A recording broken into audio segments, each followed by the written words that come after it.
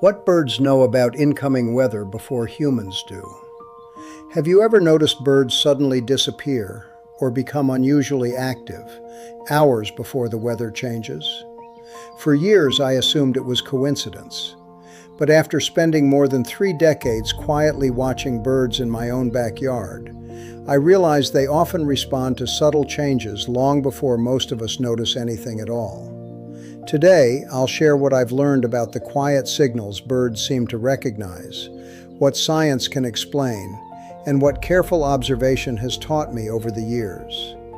Along the way, you'll discover simple things you can watch for in your own backyard that may help you better understand both birds and changing weather patterns.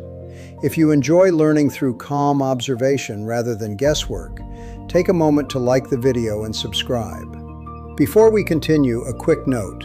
What you'll hear and see today is a narrative built from interpretations of real observations, practical birdwatching experience, and established best practices for backyard birds. Its purpose is to educate, entertain, and help you become a more thoughtful observer while encouraging responsible care for wildlife. Because once you begin paying attention to these quiet patterns, you'll never look at your backyard the same way again. For a long time, I believed birds somehow possessed a mysterious ability that people simply didn't have. The more I watched them, however, the more I realized something even more remarkable. They aren't predicting tomorrow's weather. They're responding to changes that have already begun, changes so subtle that most of us never notice them. That realization completely changed the way I looked at my backyard. And perhaps that's the first lesson I hope you'll take away today. Birds don't need to understand a weather forecast. They simply pay attention to a world that most humans have stopped noticing. One of the first things many birds appear to respond to is atmospheric pressure. Long before dark clouds become obvious, tiny shifts in air pressure begin occurring throughout the environment. While we usually need instruments to detect those changes, birds seem remarkably sensitive to them. Researchers are still studying exactly how different species perceive these changes, and there is still much we don't fully understand. But years of observation, together with scientific research, suggest that many birds adjust their behavior as conditions begin changing around them. Sometimes they feed more intensely, sometimes they become unusually quiet, sometimes they disappear almost completely for several hours, not because they're trying to predict the future, but because they're reacting to the present. If you've ever walked outside and thought, something feels different today, you've experienced a tiny version of what birds appear to notice constantly, only they notice it much sooner. Then there's the wind. Most people think of wind as something birds simply fly through. But watch closely, and you'll notice they often change their routines before strong winds actually arrive. Small songbirds may spend less time perched in exposed branches. Others begin feeding closer to shrubs, hedges, or thicker cover. Woodpeckers often remain on the sheltered side of tree trunks.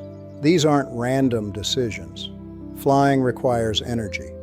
When stronger winds are approaching, conserving that energy can become surprisingly important. The backyard starts looking different long before the weather itself looks different, and that's something I wish someone had taught me years ago. I used to think birdwatching meant identifying species. Now, I believe it's mostly about recognizing patterns, because once you begin seeing those patterns, every visit becomes another piece of a much larger story. Humidity brings another fascinating clue. Before certain weather systems arrive, moisture in the air begins increasing. We rarely notice it immediately. Birds, however, often change their activity in subtle ways. Some species spend more time preening, others shorten foraging trips. Insects may also change their own behavior as humidity rises, and birds naturally respond to those changes as well. That's an important point. Birds aren't reacting to just one signal. They're responding to an entire chain of environmental changes happening at the same time: pressure, wind, humidity, temperature, light, insect activity. Everything is connected. And birds have evolved within that constantly changing system for countless generations. Sometimes I sit on my porch with a cup of coffee and wonder how something so small can navigate such an incredibly complex world. It's easy to look at a tiny chickadee, a cardinal, or a finch and think of them as fragile little creatures. Yet the more time I spend watching them, the more respect I have for what they're capable of. It's incredible, really. Creatures that seem so small, so delicate, And yet they possess an extraordinary ability to read the world around them, not through magic, not through instinct alone, but through an astonishing sensitivity to the environment they've depended on for survival their entire lives. I think there's something quietly humbling about that. Sometimes we assume intelligence must look complicated, but birds remind me that paying attention can be one of the greatest forms of intelligence there is.